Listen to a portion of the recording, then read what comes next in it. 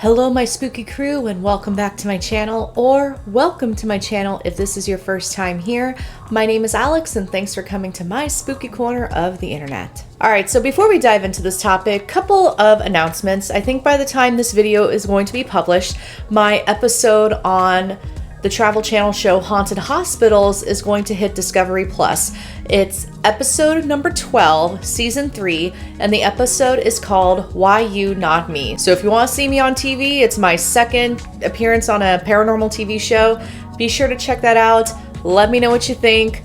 I may do a video about that experience. We'll see. Also, I opened an Etsy shop. So I'm going to be selling handmade coasters, and you can see I have a Ouija board set of coasters on there right now, as well as some classic horror movies and classic movie monsters. I really like making handmade items, like crafting and stuff. So you can check out my items there, and be sure to go to thespookystuff.etsy.com to make a purchase, and I will send you some treats and freebies as well. And I also have copies of my book, signed copies of my book. So if you want to get it cheaper, go to Amazon. If you want a copy of my book signed by me, then yeah, definitely go to Etsy. And really, it's more expensive on Etsy just because of the shipping, because yeah, shipping's expensive. Finally, I also have spooky stuff buttons. I have this bigger button and I have a tiny button. I have more button designs coming up soon, which will be on my Etsy shop. And I also have stickers, and I'm actually throwing these stickers in. If you buy a copy of my book or you buy a set of coasters, you'll definitely get a spooky stuff sticker and a tiny little spooky stuff button. So if you are a spooky and want to show off your spooky pride, then definitely check these out, and you can go to my Etsy shop to buy something and get some of these freebies. So yay, that's all for announcements. All right, let's move into the topic. So before we get rolling, be sure to click on that subscribe button, give this video a like, and be sure to click on that notification bell so you'll be the first to know when I upload a new video. All right, let's dive in. So there is something we should talk about, and it's been the elephant in the room for a while. It's changed our entire lives and turned our world upside down. I'm talking about COVID-19, also known as coronavirus. Honestly, it's maddening to think about how much our lives have changed since March, April of last year, or even earlier if you don't live in the United States. Since this virus invaded our world, like, we've been isolated, we've been quarantined. You know, I'm fully vaccinated and I technically can go without a mask in a lot of places now where I live, but I'm still a little nervous to take off the mask. Yet there's another thing here that people are hesitant to talk about, but we need to talk about it because it's important. And I honestly hesitated making this video because this topic has been on my mind for quite a bit, but then I saw CNN made an article about this exact topic, so I'm like, okay, let's talk about it. And I know sometimes we want to wait to talk about these things because we want to give it a respectful amount of time in between the event and everything, because we want to give the living enough time to grieve and process, and we also want to respect boundaries. I know sometimes the paranormal community doesn't have boundaries, but most of the time, there seems to be a consensus of, after a major tragic event happens, we wait a bit before investigating or talking about potential hauntings. So for this video, I'm not really going to talk about spooky stories, so to speak, because these aren't spooky stories. To me, they are tragically beautiful stories, or just tragic. And also, this is something that's happening now, and people are going through this now, and they're trying to process it now. So, you know, why not? So we're going to dive into it head on. I mean, I guess it is spooky depending on how you look at it, but overall it's sad. And my intention is to have a conversation about this and to have a respectful conversation about this. Please feel free to leave comments, share your thoughts. I want to hear what you think. So when COVID-19 hit the United States, we all went into lockdown. Along with the entire world went into lockdown. And we found ourselves in our homes way more often than we used to. Now, this wasn't a dramatic change for some of us who are homebound a lot or spend a lot of time at home for various reasons. But for the general population, this was a completely new way of living for the sake of staying safe. And after the lockdowns were enforced, the New York Times released an article about how a lot more people were reporting that their homes were haunted. There was actually an uptick in haunted house reports. I even released a video last year on how to survive quarantine with a ghost, because I was getting a huge increase in questions of like, hey, I've been home more often and I'm noticing more weird stuff. So I wanted to make a video just to kind of address all of it. And my team got an uptick in case submissions. So a lot more people were wanting us to go into their homes and investigate their haunting. But because we had to social distance, I was doing Zoom calls and a lot of online over the phone consultations to try to, at least to the best of my abilities, help people while still adhering to social distancing guidelines. And given that people were home a lot more than they were used to, I'm actually not surprised that there was an increase in reports, because either you are noticing weird stuff more, because maybe you're not home enough to know like exactly how your house exists, which is a thing. One of my team members said a really great thing one time of, you need to learn the language of the house. When people are working or not home all the time, they might not get a chance to know the language of their house because they're not there to experience it. But when the lockdowns happened, people were home more, so they were starting to learn the language of their house, but maybe misinterpreting it as spirits. But on the other hand, for the believer side, maybe there was a ghost in their home this entire time and they didn't notice them until they were home more. In fact, when we do residential cases and our clients consist of a married couple, the spouse that is home the most is usually the one reporting the activity to us. Conventionally, this usually means the stay-at-home mom or the stay-at-home wife. The husband will be there for moral support, but he doesn't really usually believe it very much because he's not there to experience it. So then with the lockdowns happening, all of a sudden everybody's home all the time. Like, speaking on the believer side again, if you do have a ghost in your house and you usually leave for work, then the ghost is like, okay, cool, I get to be home by myself and expel energy and do all these things. And then when you're home all the time, you and your ghost have to find a way to coexist. So that's one side of the paranormal side of COVID. So there's multiple sides to the paranormal side of COVID. So this next section is a little bit sad. Not a little bit sad, it's a lot sad, very sad. So at the time of this video, over 600,000 people have died in the United States from COVID-19, and worldwide the number is about 4 million. And the deaths surrounding COVID-19 are exceptionally sad because the dying were more than likely dying in their hospital bed alone because their loved ones couldn't be around them. And they weren't able to be with their friends or family when they died. Now, this very much reminds me of the soldiers and families who died during the Civil War. Now, before the Civil War, there was this practice of dying at home. You know, before the Civil War, people died at home.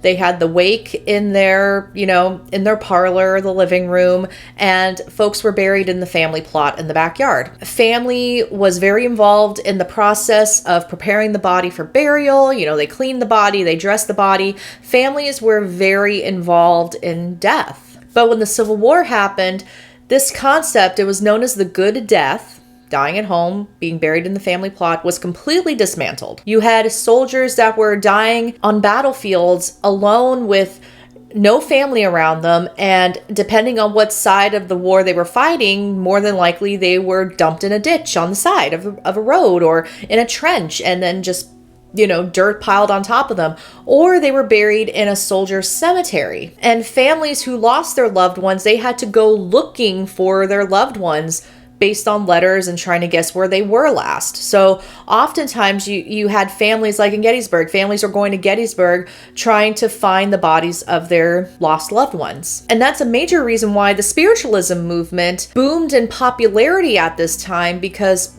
families lacked closure. They weren't able to say goodbye to their loved ones. And it's no coincidence that these specific chapters of our history, around wartime, they often have a lot of hauntings tied to them. And it's not just wartime, times of illness, sickness, plague, like the Spanish flu, the bubonic plague. Illnesses like these also have a lot of paranormal lore tied to them. I think of COVID-19 with the way that people were dying at that time, dying alone, not having family with them, oftentimes having the inability to say goodbye with that lack of closure and that trauma, I'm honestly not surprised that there are now reports of hauntings from COVID-19 victims. And I feel like as we start to come to terms with what happened, we will start seeing more reports of hauntings from people that died of COVID-19. Now, I think some part of it could be true, but I think another part of it is also processing that trauma and that grief from, again, that lack of closure. I mean, is it possible that because of this lack of closure, the spirits of our loved ones are trying harder to make contact with us? In June 2021, CNN released an article titled, "They Lost Their Loved Ones to COVID, Then They Heard From Them Again." And it was written by a writer named John Blake. And if you haven't read it yet, I'm going to link it in the description. I highly recommend reading it in its entirety. So last fall, Ian Horn lost his wife Michelle after she died from complications of COVID-19.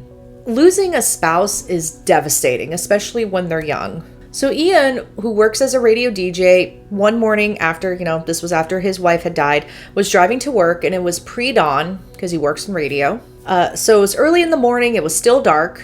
And as he was driving to work, he noticed about 24 street lights had turned purple, which in general is weird. I've never seen street lights ever turn like a specific color. And the fact that they turned purple was really interesting and weird and fascinating because Michelle's favorite color was purple. Ian took it as a sign from Michelle, but he also called the city to report the purple lights, and he asked the city, okay, so what is this? What could cause this? And the city thinks that it's a defective batch of lights. So could it be a defective batch of lights, or did Michelle turn the street lights purple as a sign to her husband that, she's okay, she's still with him, and she's watching over him? Now, the article also tells the story of Jamie Jackson, who lost her Aunt Pat to COVID, again, died from complications of COVID-19.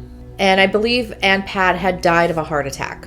And for Jamie, she mentioned in the article that the hardest part for her was not being able to be with her aunt when she passed away. So about 7 months after her aunt's death, it was Christmas time, and her aunt loved Christmas, and Jamie had actually inherited her aunt's Christmas decorations. And so she left the bin full of decorations in the hallway, and then she walked away from the bin to go get something. And when Jamie came back, she saw a translucent figure looking in the bin. And Jamie said that the figure was the same height, had the same haircut, and was wearing the same clothes that her aunt would wear. And so Jamie freaks out, and she goes into the kitchen to calm herself down. And when she went back into the hallway, the figure was gone. Maybe it was Aunt Pat looking at the decorations that she once had, or Aunt Pat was, wishing Jamie a Merry Christmas. All right, one more story. So a woman named Marie Pena was living in Manitoba, Canada, and she was teaching English as a second language when COVID-19 started.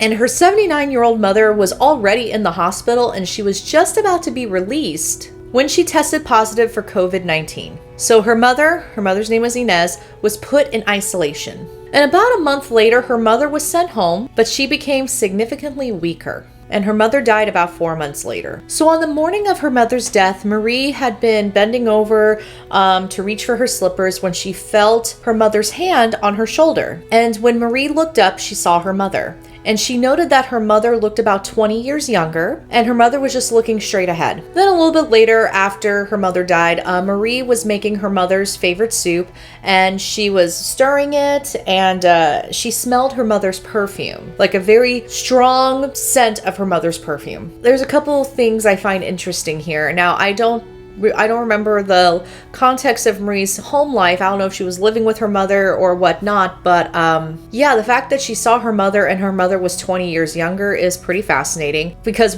if Marie was hallucinating, or even if she physically saw her mother, why 20 years younger? There are some theories out there that we can pick our spirit form once we go to the other side, and maybe for Inez, Marie's mother, that was where she felt like she was in her prime, and that's the form that she chose. The perfume thing, I've actually smelled that before with my own mother when, of all things, I was eating Chili's.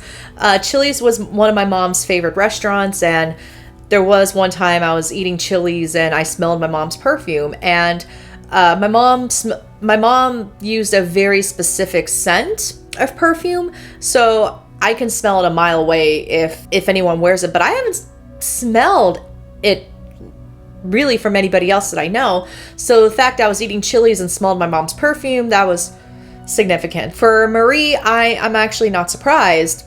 I'm not surprised at all. I also have a feeling as time progresses, I don't think these are the only stories that we're going to hear. I feel like as time progresses, we're going to hear more stories. Kind of like with the 9/11 situation, people are starting to come forward now, about their loved ones visiting them after 9/11. And I did write a blog about it last September 11th, because it's one of those things like, are we ready to talk about this? Maybe we should.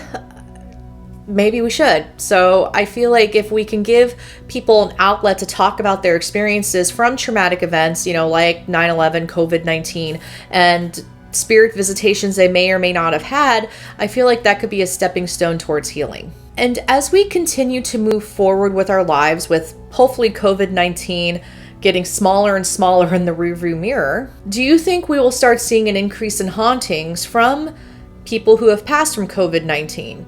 Will we start asking in 20 years, like during EVP sessions, like, did you die from COVID-19? Or, just like how we ask, like, did you die from the Civil War? Or did you pass from the Spanish flu? Will COVID-19 start to be a more active addition to our vocabulary? Let me know what you think in the comments. I love to hear what you think. And also let me know if you enjoyed this video. And before you go, don't forget to subscribe to my channel, give this video a like, leave a comment, and feel free to share with your friends and family who also enjoy the spooky stuff. Thank you all so much for watching, and I'll see you in the next round.